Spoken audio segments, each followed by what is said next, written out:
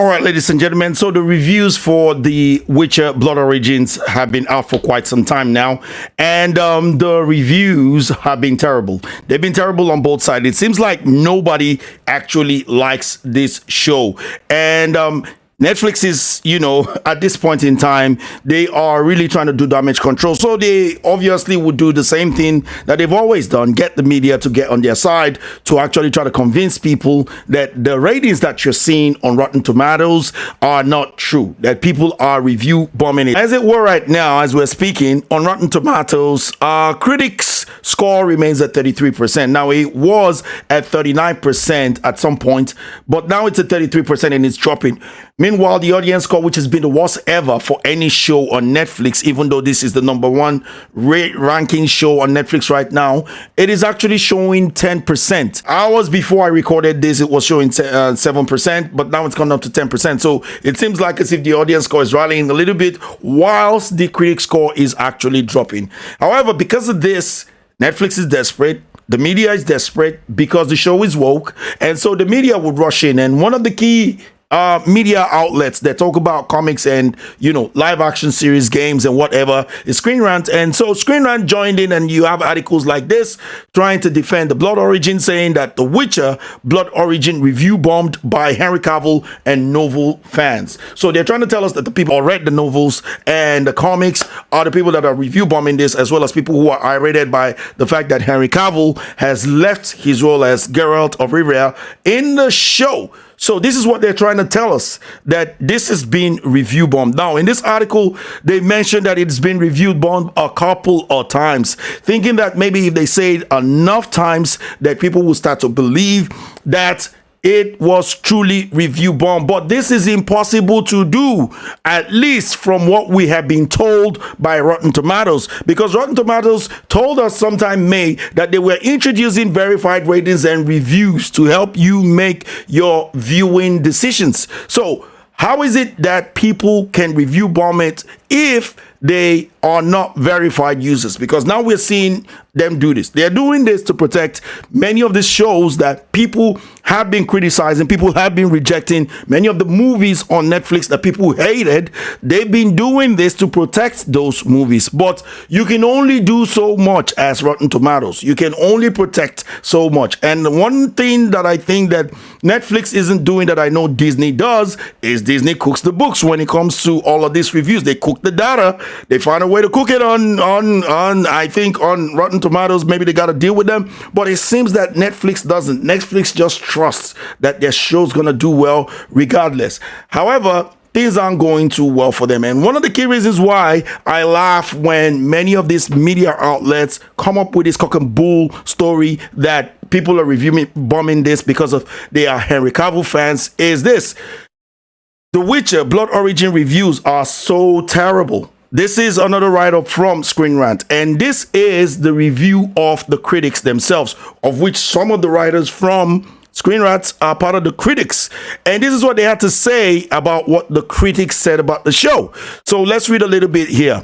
It says, at the time of writing, The Witcher Blood Origin holds a 39% score on Rotten Tomatoes. That was the critic score on Rotten Tomatoes, right? So it's really going down.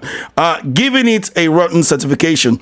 Although the universe of The Witcher is quite rich, with a variety of monsters, magical creatures, and people, and many conflicts between the different groups. This is them trying to praise the show, not saying anything good about the show, but just generic stuff. Blood Origin seems to have fallen short and not taken advantage of all that to tell an engaging story led by interesting characteristics that adds to what the main series has established so far. Blood Origin is lacking the wit of The Witcher, which mostly comes from Geralt of Rivia, as well as its sense of humor and its story, which hopes to address concepts and questions left by The Witcher, is overloaded with these. So obviously these people do not find that the storytelling is good. They're not finding that a whole lot of things about this show are good. Critics are pointing out how Blood Origin used a formula that has been seen countless of times in fantasy stories, that of a group of different people brought together with a shared purpose, and doesn't add much to the backstory of The Witcher. This is what the critics are saying, right? This isn't what review bombers, quote and unquote, are saying. And instead, it seems like it's teasing a couple of things for the upcoming seasons of the main series, yet the stories and characters won't be memorable. See, this is the critics saying this. One of the biggest complaints is the script itself, with awkward dialogues and underdeveloped characters that not even its cast can save, though its biggest crime seems to be how it wasted Michelle Yeoh's talent, right? And dialogue, imagine this, the first sentence that was aired as a dialogue on this particular show was F-F-E-D, F-F-F-in, F-F-F. That's the kind of dialogue you're going to get on this show. That's their sense of humor on this show, or whatever that is. I don't even know what that is. You can't even call it a sense of humor. Now, they go on to say, Blood Origin looks to cover a lot and isn't given enough time to do so, resulting in forgettable characters and stories that make it an unnecessary addition to this universe, and proving that there can't be The Witcher without Geralt. Here's what the negative reviews of The Witcher's Blood Origins are saying. So they put a lot of negative reviews that are kind of like airing the same thing that I've just read to you. Now, Screen Rant tries to cover for this story, and let's just read the first couple of lines that they put out there as something that is positive about these stories, just so you know how they think, right? Of course, not everything about The Witcher, The Blood Origin is disappointing, and there are some positive elements to it. One positive thing found in The Blood Origin is its diversity, representation, something that The Witcher has failed at in 2 seasons, and the prequel series managed to do well in just 4 episodes. Can you imagine that? So they had a witch who was the other witch to Yennefer, who's diverse. They had some kind of a king who's, I don't know where the guy is from, but kind of like an ambiguous character or whatever. They had people from different roles. They had a black kid elf, right? No, that wasn't diverse enough. I don't know what diversity is for these people, and I don't know why they are so hell-bent on it. It's diverse, but the story is bad, and that's the only good thing that Screen Rant can tell you. It's almost like Lord of the Rings all over again. Man, how good are Lord of the Rings? And the cast tells you, oh, it's so diverse. What happened in Lord of the Rings? It's so diverse. What are we going to be expecting from Lord of the Rings? It's so diverse.